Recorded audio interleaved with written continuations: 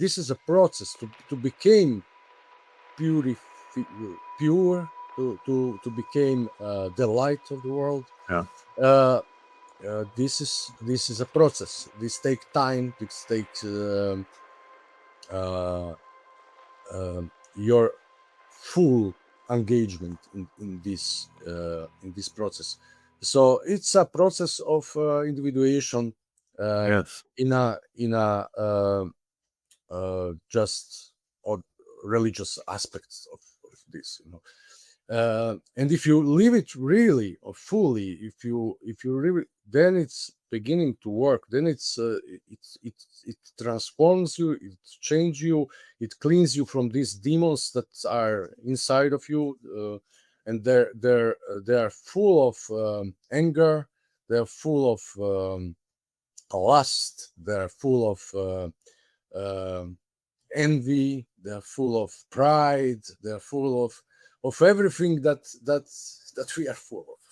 Yeah, and they're trying to they're tempting, and many think that, oh, my thoughts is my thoughts. It's not always your Mhm. thoughts. They sneak in through the Yeah. hole through your armor, so to say, and then you can follow this. What pattern of thoughts do you follow? Mm, So, but also, I just want to speak a bit about, see what you think about, in the individuation process.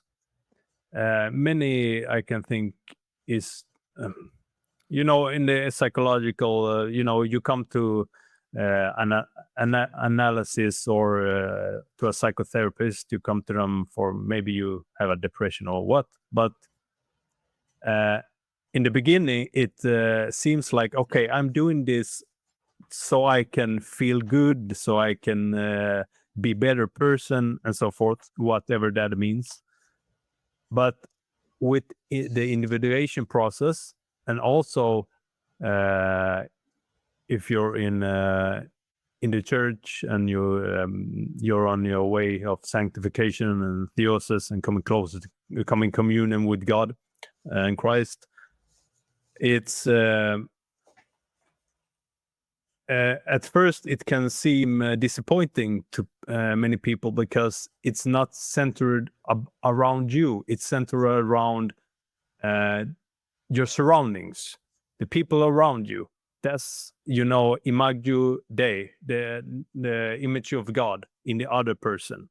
It's you who have to humble yourself, and not doing everything in align with your primitive will. It's about coming communion with people, and not and because it's also like this.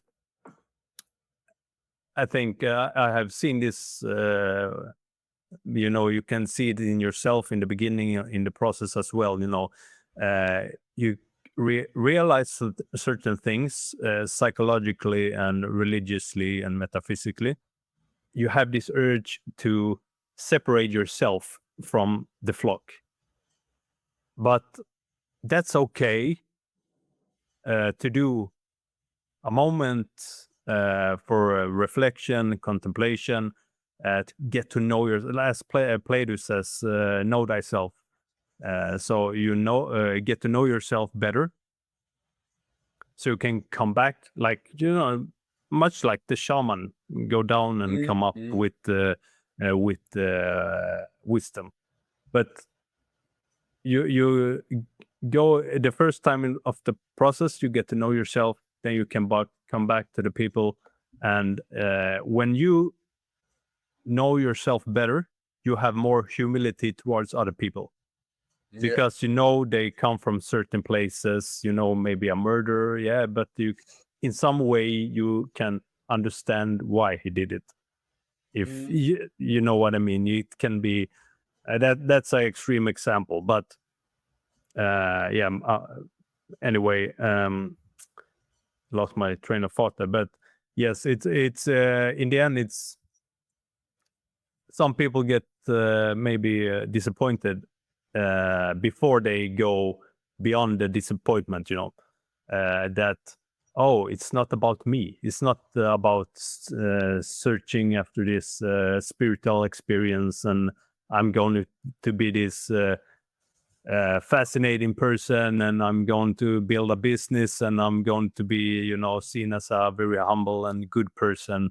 But it's not about you. It's about coming communion with other people, and that's how you, yeah. But it's a parallel process, because as more as you understand yourself and know yourself, uh, the better you function between inside the community and between other people. Yeah. Because to know yourself, it's we go back to what we talked earlier. It's to know how bad you are and you can be, and to for really how ugly you can be, how ugly person you are inside yourself. So there's no after you encounter this part of yourself, that is the shadow, and after you really encounter this part of yourself, or after the shadow emerge on the surface, then you understand that then you can understand also others, and then you will not blame them, or you will not be the one who is the righteous, Exactly. Yeah. they are all, they just don't have the will, they just don't have the so you become humble because you know that you are in the dirt too, Yeah. so there's no way out, and all your forces are just not enough. You're just not you are not a type of king that you thought you are. We are all a little bit too uh, have too high thinking about ourselves. Yeah. Sitting on high horses. Yeah. Yeah. So then God show us true sin. So He was the one who even allows the sin to to to happen, to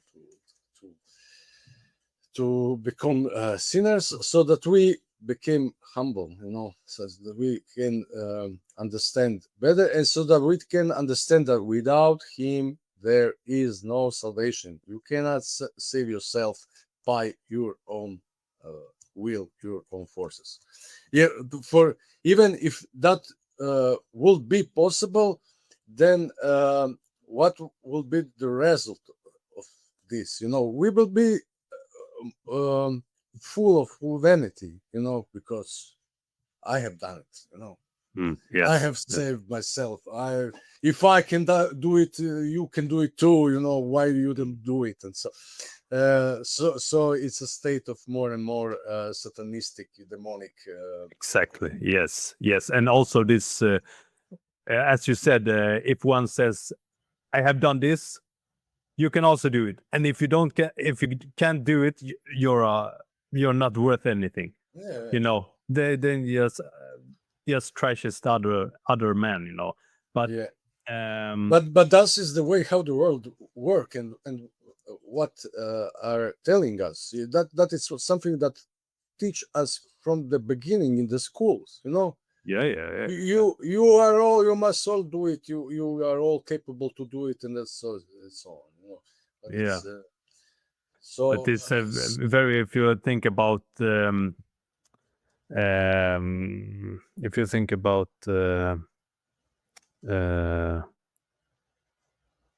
yeah, sometimes I just so lost yeah. it's a demonic world, because Yeah. we from the beginning Yeah. till the Sorry.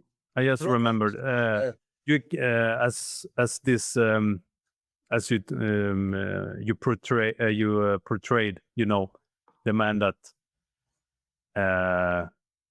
is successful, and then said to the under, yes, you can also do it. But when you look at scripture, you can look at the Old Testament as well. You know, it's always the righteous man and the godly man. He always profess the gratitude to God when he accomplished something or he do something fast. It's not me. It's the work of God. Yeah. I am not the highest on the hierarchy. I'm lower. Yeah. So that is why I like Khabib Nurmagomedov. You know. I don't know. Tell me more. He's MMA, fighter, and Can he's MMA fighter. You know. Yeah. But what? UFC. You know. Yeah, no. UFC. But what's his name? Khabib Nurmagomedov. Khabib. Yes, Khabib. I know. Yes, of course. Yeah. Because he didn't lose one round, almost out one round, but after every win, he points to the God above. You know. Exactly. Not me, God above. Exactly. He's humble. Yeah. It's not like Gregor. No, the opposite. Yeah, the total opposite. Yes. So he got humbled. Yeah. Yeah. And so this was also a nice story because we will. It was a nice story because we see the, the growth of McGregor, but he was full of himself, you know. Yeah. And then came God upon him and just slap him on the ear, you know. Yeah. And show him who is the boss. Exactly. And that, I think many people can speak on that if they are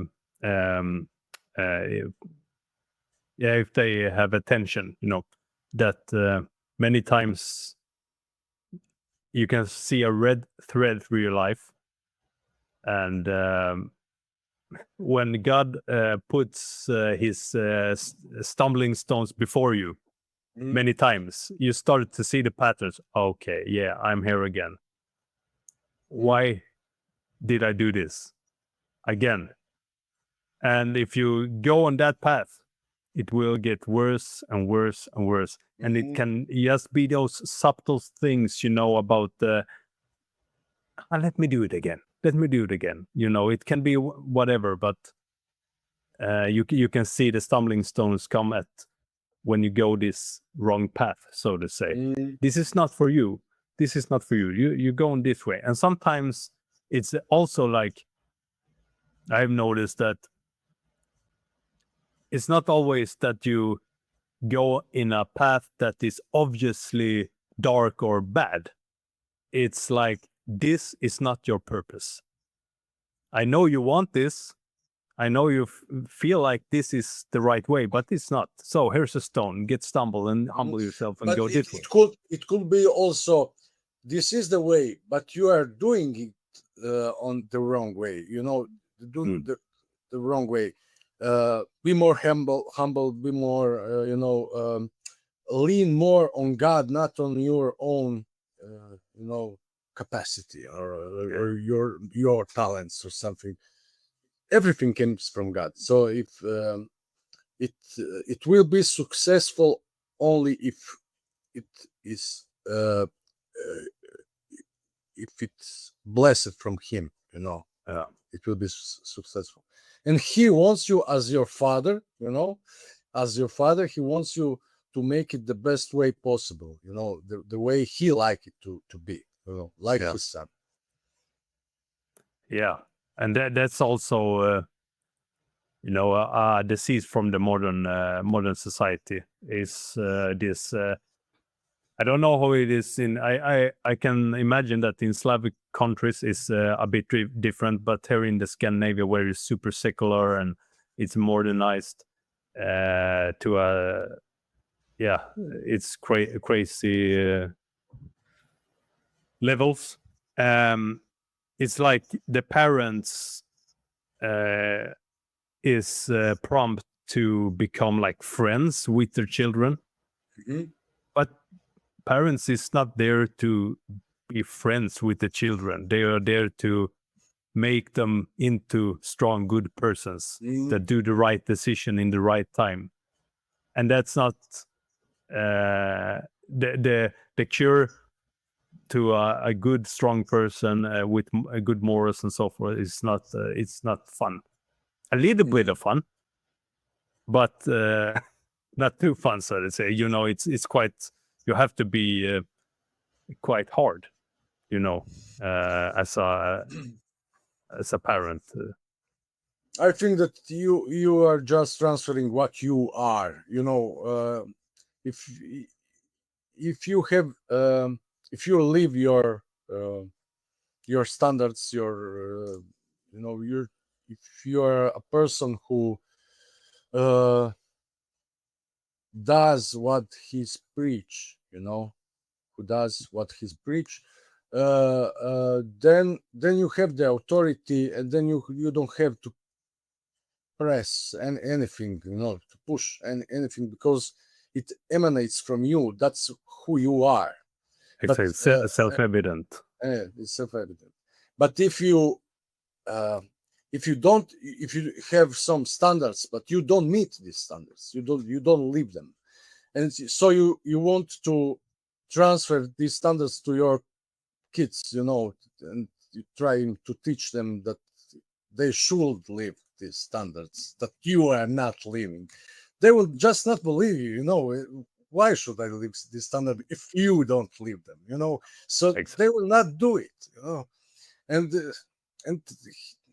this is where the problem starts, even in the quarrel in families, because many parents are just unconscious of their own flaws.